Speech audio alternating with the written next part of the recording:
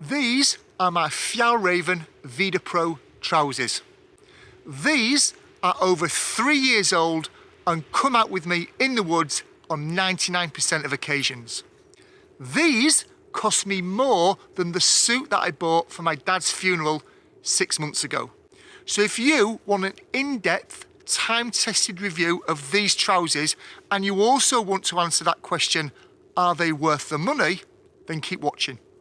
Hi folks, I'm Craig Taylor, and as always a huge thanks for joining me here on my YouTube channel, the Bushcraft Padawan, and thank you for joining me in my 200th video, which is this one. For those of you who've been following my channel in the last few weeks, you might be surprised, and I hope you're pleased, to actually see me out in the woods. I had an operation a month ago, nearly 5 weeks ago, where they had to break my leg quite seriously, and my last few videos have been from home.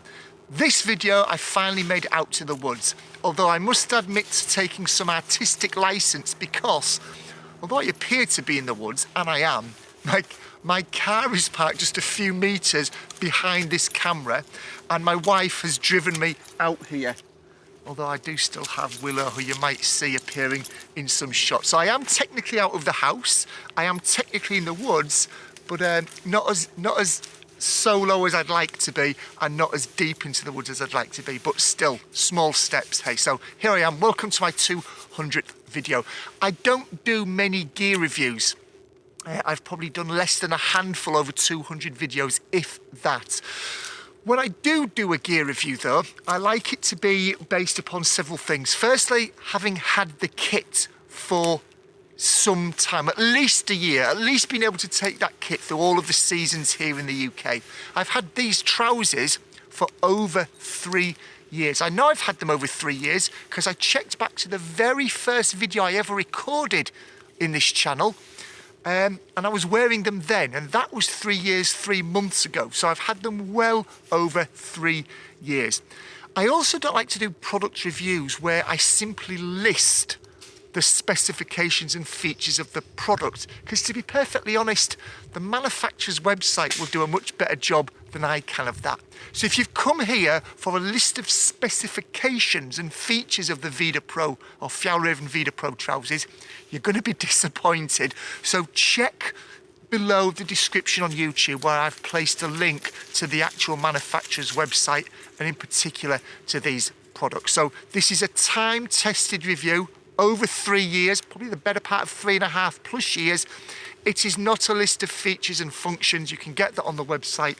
What this is a time-tested review where I'm going to look at some of the things that you don't often hear about in relation to these trousers. I've looked at lots of video reviews and blog reviews of them, and most people have done a great job, but there's a few things that I've spotted along the way that few, if any, other people have mentioned, and that's what I'm going to cover in this video.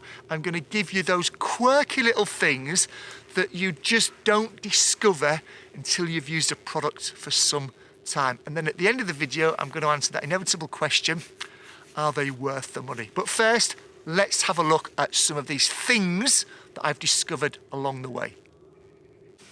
First things first, this is a tough pair of trousers. You would expect that. The marketing material you might read would lead you to think that, but having used these for 3.5+ years, I can tell you they are tough pieces of kit. Yes, I've incurred a few nicks and a few little holes here and there along the way. As far as I've double-checked these trousers this morning, make sure there's more. 2 little nicks and little cuts or tears along the way, which I have repaired. They haven't run, they haven't extended, they haven't filled elsewhere. The places where I thought they would fail, around the ankles and around the knees, absolutely no bother whatsoever. I've had these for 3.5 years. They've been through hawthorn, brambles, barbed wire fences. They've just, you know, they've been well lived in. They've been out in the woods, crashing through all of the stuff that you find in the woods for 3+ years, and they haven't failed me in any of the areas where I thought they might, in terms of nicks and abrasions and things, and where I have happened to, catch them on something that's torn them, quick repair and the job is sorted. So they are a tough piece of kit in almost every area. Now, when I say almost every area, there is an area of these trousers that has failed me in quite an unusual and unexpected way when you consider who these are designed for. And the part of the product that has failed me surprisingly is the pockets. And to be more precise, the right hand hip/groin pocket, the pocket you would put your right hand into. That has failed me. As you're seeing up on the camera, up on the video now, I've actually had to effect a sewing machine repair to resolve that issue. Just a few months after buying them, I noticed that the material was wearing thin. Not a hole, just one thin. A few months after that, that thinness turned into a hole, which I attempted to repair with just a needle and thread. Didn't last long, had to get the washing machine, had to get the sewing machine onto it. The reason that it failed, I can say without shadow of doubt, is due to the fact that I keep my ferro rod in my right hand pocket. Now, at that time that it failed, I was using a big ferro rod. I was using a big sort of 6-inch, quarter-inch diameter. This thing could be classed as an offensive weapon by some people. It was a big old beast. It was heavy. And that's where it failed in the pocket. I've since moved to a much smaller, lighter ferro rod, and the problem hasn't recurred. But even so, I would have thought, given who these trousers are aimed at, given the fact that they are an outdoorsy sort of person's trousers, given the fact that I think they are marketed as a bushcrafting type of wear, I would have thought that there would have been more focus on making sure that the pockets, where people naturally put things that they want to keep on them, would have had some form of reinforcements, maybe double layered pockets, maybe at the point where the pocket meets the corner of the pocket, if you like, there'd have been some sort of leather or suede or double layer construction in there to maybe not stop that wear, but to certainly extend the time until a repair was needed. So yes, these are a tough pair of trousers in all the ways that you'd expect, except that one surprising area that I've discovered, which is the inside of the pockets. However, I've stopped using a heavy ferro rod. I've effected a repair using a sewing machine. The problem hasn't cropped up again. So 9.9 out of 10, I suppose, in terms of the robustness and toughness of these trousers so far. Buying these trousers was easy. That was the easy part. Buying a pair that fitted was the more challenging part. Now, for anybody who's ever sort of looked at Fjallraven sizing, I believe it's unique to their country of origin. It doesn't sort of equate to UK sizes. I don't believe it equates to US sizes. It's quite odd. So I bought my first pair based upon the sizing guide that was on the online website where I bought them from. They arrived and they either fitted in the leg but were huge around the waist, or vice versa. They were too tight around the waist, but they fitted in the leg. Either way, they didn't fit me.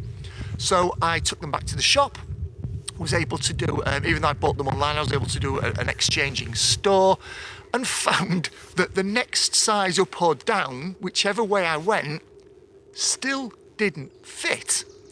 So I've ended up with a pair that fits perfectly in the leg, brilliant in the leg, but if I happen to take my belt off to use it, to strop with it or anything, I literally have to sort of hold my trousers up. They are way too big around the waist, but they fit in the leg.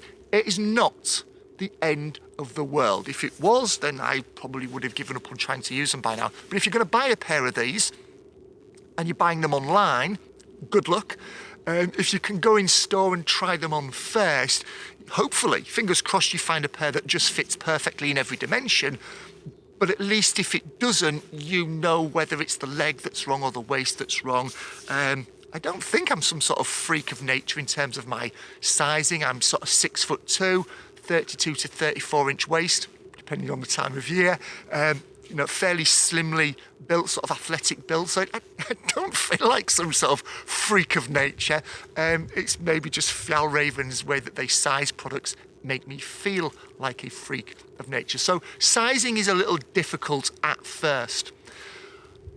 With that is a feature that Fjallraven have in these particular trousers, which are some knee pad inserts. And indeed, I bought those knee pad inserts. There's some contoured pieces of foam that fit inside the knees.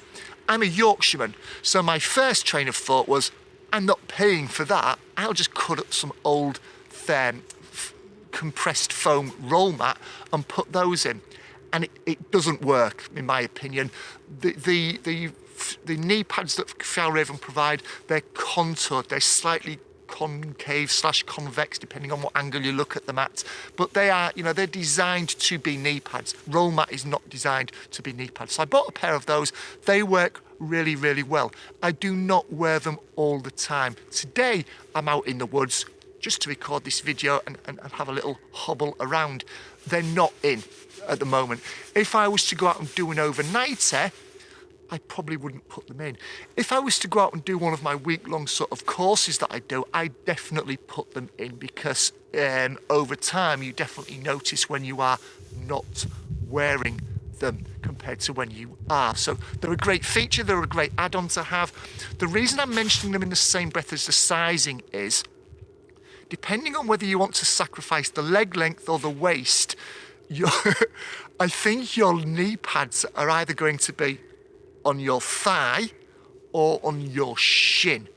Mine are kind of below my knee, they're on my shin. However, when I actually kneel down, your trousers sort of naturally ride up a little bit, and then they're protecting what they should protect. It just feels a little awkward when you're walking around that these knee pads are not actually on your knees, they're just below the knees on my upper shin. Fingers crossed though, if you get a pair that fits you perfectly, then you may find that those knee pads stay on your knees and remain on your knees when you kneel down. Again, this is not a biggie. If we're going to score things out of 10 like I did before, it's a 9.9 out of 10 in terms of the sizing. I just wish that they perhaps offered their product range in more Craig-friendly sizing or UK-specific sizing. But then, of course, they possibly have to do that for every country in the world, and it becomes untenable. So all I would suggest is, if you're going to buy a pair of these, is try a pair on beforehand. Try a pair on of a friend of yours, perhaps beforehand, or something like that, just to give you an idea as to what is going to work and what isn't going to work. And if nothing's going to work, what is it you're going to sacrifice? Leg length or waist? So that's fitting and knee pads as a feature ticked off. Let's look at a quirk of a feature that you only discover, if you're unfortunate to discover it, with the test of time. These Vidda Pro trousers come with what I would call a lace hook attachment. At the bottom of each leg, on the front bottom of each leg, is a little metal hook that you can hook over the laces of your shoes or boots or whatever you're wearing. It's a great idea. It stops those trousers riding up. It stops dirt and debris getting onto your socks and into your boots. It stops ticks at certain times of the year being able to sort of get into those areas. So as a feature, it's a really, really clever feature, and it is a useful feature, and I use it all the time. However, on the first, I was going to say the first few occasions, but it's got to have taken me a year, 18 months to get into the habit of this. These lace hooks are perfectly placed to hook over your lace. Brilliant.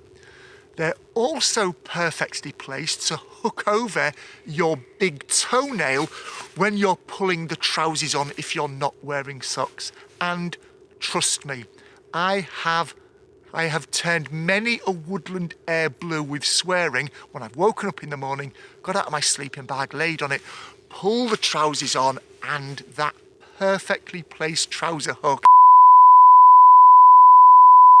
has performed some form of torture on my left or right big toenail. Trust me, it's bloody painful when it happens. Again, I'd like to say it only happens once or twice and you learn your lesson. Now, it took me about a year or 18 months of lessons to be learned the hard way. So it's not a downer on the product. I'm still going to give that feature a 10 out of 10. There's no way that can be avoided. It's still a 10 out of 10, but please, if you're going to buy them, either learn the lesson quickly, because you will learn it at least once, learn it quickly, or make sure you're always wearing socks when you pull them on. And that minimises the pain a little when it inevitably catches under your big toenail. So great feature, use it all the time. If it was such a big deal to me, I'd cut them off to get away with it. It's not that big a deal, still 10 out of 10 for that feature, but yeah. If you buy these, you will come to learn, you will come to know what I'm talking about. You'll come to learn the lesson the hard way. Hopefully only the once though. Let us turn our attention to that question that I posed a couple of times at the beginning of this video. Are these trousers worth the money? It's a really subjective question to pose and to answer, isn't it? I checked just before I started recording this video. At present, these are sort of retailing in the UK between about £120 and £150. £120 to £150. I've never ever purchased a pair of trousers in my life that's cost anywhere near that. As I said at the beginning of the video, I purchased a suit for my dad's funeral 6 months ago that cost about that. I think it was slightly less than that, about £135, £140. It's a lot of money to pay for a pair of trousers. £120 to £150 is a lot of money at this time, at the point I'm recording this video. I was watching some documentaries recently and it was talking about people that had, fallen on hard times, people that were on benefits for one reason or another, people who had fallen through the cracks of benefits and were getting emergency payments. When you think what £120 to £150 would mean to those people, it's weeks and weeks of shopping, considering they were buying quite low budget food. It's weeks and weeks of shopping. It's electricity, it's gas, it's warmth, it's rent. It's not a pair of fancy trousers to go playing in the woods in. It's a lot of money. So I'm always mindful about when I say are things worth the money, about money, that's a really relative thing to answer and to question. I'm also mindful, though, that if you are fortunate to be able to have that amount of money as relatively disposable income, or you could save up for that and not notice it on a livability perspective, they are good trousers. That pair that I've held up to camera that you've seen appearing throughout the video, that pair, as I've said a few times, is 3 to 3.5 plus years old. I wear them on almost every single occasion I come out into the woods. These will have been worn probably, dare I say, they've probably been worn hundreds of times, ranging from a day to a week to 10 days. So they're good, I think they are good value for money. If this pair were to go up in flames now, and my personal circumstances were not to change in terms of my incomings and outgoings, I would buy another pair without hesitation. So I think they are worth the money. What I would suggest to you is take a look at them, and determine whether you could afford to buy them based upon the wear that you are going to get out of them. So I hope this video hasn't been clickbaity. I hope when I said to people I would tell you if they were worth the money or not. I think they are worth the money, but please, please, please conduct your own sort of self-assessment as to whether you could afford these before you go out and splash what is a not insignificant amount of money on a pair of trousers to go and play in the woods in. Please do that. If you've enjoyed this review video, I do have a few other review videos lined up and they're appearing on the screen over here now. Thanks ever so much for taking the time to watch, folks. I'll see you in my next video very shortly. This is my 200th video. If you're not a subscriber, why not click that subscribe button and give me a 200 100th video pat on the back / little gift in the form of a subscription. I'll see you very soon, folks, and hopefully I'll be a little bit more mobile in the woods than I am at the moment. But like I said, one step at a time. Cheers.